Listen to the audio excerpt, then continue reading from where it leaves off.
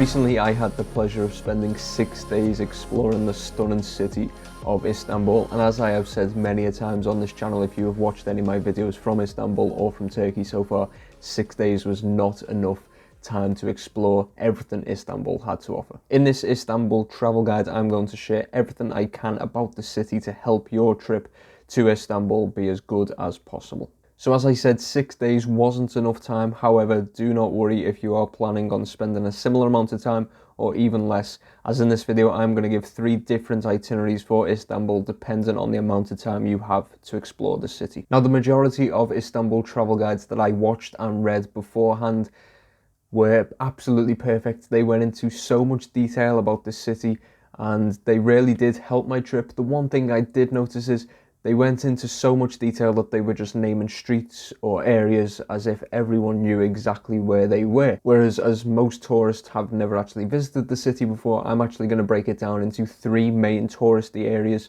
and show you them on the map and what they all have to offer. By the way, I am very aware that there are much nicer areas of Istanbul, as the locals always told me when I was there, but these are the main touristy areas. I think if people went to Istanbul and didn't visit the likes of the Blue Mosque, the Hagia Sophia, Galata Tower, all of these, they will probably be rather disappointed. So I am going to be including them, whilst I do know there are much nicer areas of the city. So as I said, there are 3 main tourist areas, and these aren't the official names of them, but I'm just going to break them down this way to make it so much easier for people who are travelling. There is the southern part of the European side, there is the northern part of the European side, and then there is the Asian side, but I am going to focus on Kadıköy. So if you only have 48 hours or 2 days in Istanbul, I am going to break it into quarters for you, so the morning and the afternoon for each day. So the first day, I recommend you go straight to the Sultanahmet area to visit the Blue Mosque, the Hagia Sophia, the Topkapi Palace, and then in the afternoon head over to what will be the northern part of the European side, to the Galata Tower, Istiklal Street and Taksim Square. And then for the second day, I recommend going to the Grand Bazaar in the morning. You cannot visit Istanbul without at least checking this place out for a little bit. And then in the afternoon, try and make your way over to the Asian side. What I would say is if the weather is particularly bad, maybe try and change that around, because when I was there, I managed to get the ferry to the Asian side, which was perfectly fine. It was actually very enjoyable. Part of the reason why a lot of people actually enjoy going over to the Asian side is to get the ferry across.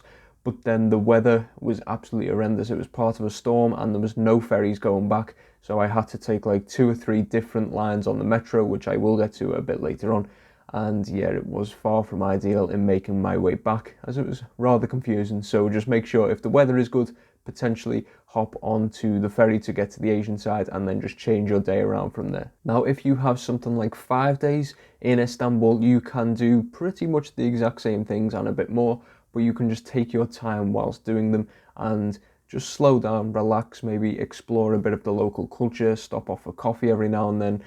Just take your time whilst traveling, which is the ideal way to travel. But as I said, it's a very similar itinerary, just a lot more slowed down. So day 1, I recommend, again, just staying in the Sultanahmet area of the Blue Mosque, the Hagia Sophia, the Topkapi Palace, the Grand Bazaar. On day 2, once again, you can head over to the northern part of the European side to see the Galata Tower, Istiklal Street, Taksim, and if you do have time, head to the Istanbul Tunnel, which is the 2nd oldest underground train in the world. I went on it. You're only on it for about a minute, but it's definitely worth checking out. Day 3, you can once again head over to the Asian side, as I said, particularly focusing on Kadıköy. Now, day 4 and 5 is where you can play around with your time a bit, as you have that flexibility. You could use these days to go shopping or eat local, or you could go back and explore somewhere that we previously mentioned, or you could even go to museums. Museums aren't really my kind of thing, but there are plenty of them in Istanbul. You could also head to the Ortaköy part of the Asian side of Istanbul, or to the Northern European area of Beşiktaş. Now, if you have 7 days or longer,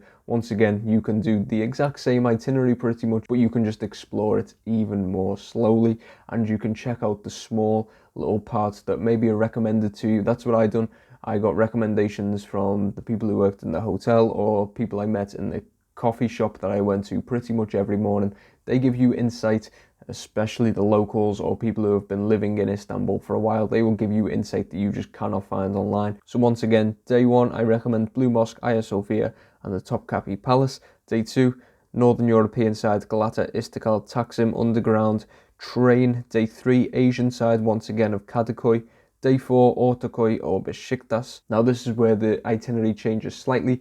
Day 5, I do recommend dedicating a day to the Grand Bazaar, as in that region itself there are many cafes, restaurants and just places to see that you can explore in a full day, and it gives you a bit more time to explore the Grand Bazaar in a much more slow fashion. After all, the Grand Bazaar does cover 61 streets, it offers over 4,000 shops and has approximately 250 to 400,000 visitors per day, and it is widely considered the first shopping mall in the world. And after that, any extra days you do have in Istanbul, once again you can head further afield, you can go to the regions that are much further away from the central areas, or you can just go back and revisit some of the places you've already explored. In my personal opinion, I would say 5 to 7 days is an ideal amount of time. You're not going to explore the whole city. This city is absolutely massive, but you will explore the main touristy areas of the city. Now I'm just going to give you a couple of travel tips regarding stuff like food, coffee and transport within Istanbul. So in terms of transport, the metro is going to be the main way you do get around, and the main touristy lines are lines M2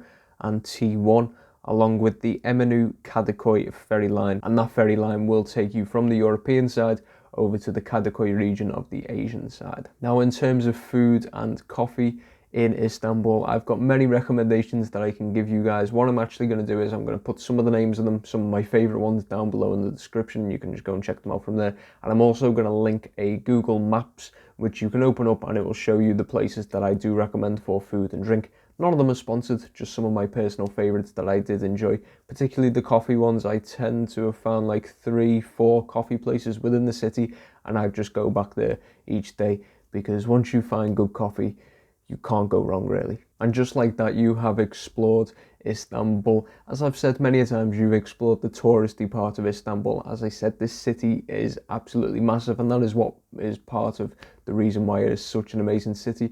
There's so many different people, so many different things to see, so many different places to eat. You could spend months on end in the city and still not have explored everything it has to offer.